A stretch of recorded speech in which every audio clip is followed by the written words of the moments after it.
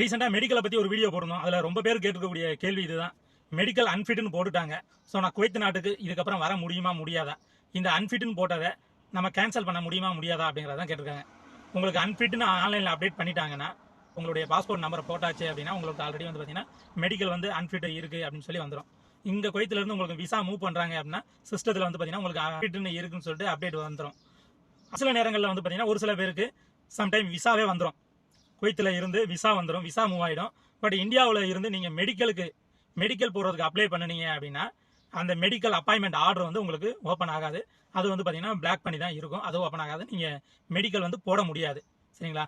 Visa எடுத்து உங்களுக்கு வந்து அது வேஸ்ட்டு தான். மெடிக்கல் வந்து நீங்கள் போடவே முடியாது.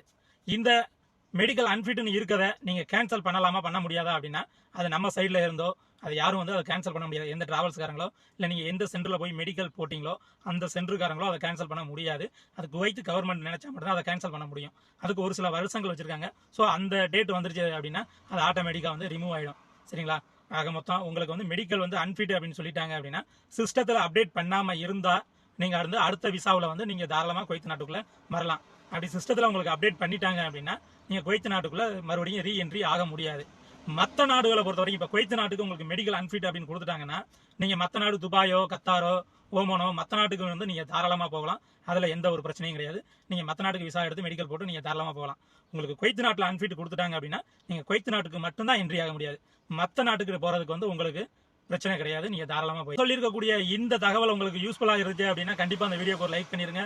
வெளிநாட்டுக்கு வர இருக்கக்கூடிய உங்கள் ஃப்ரெண்ட் அண்ட் ஃபேமிலிக்கு இந்த வீடியோ கட்டாயம் ஷேர் பண்ணுங்கள். நன்றி.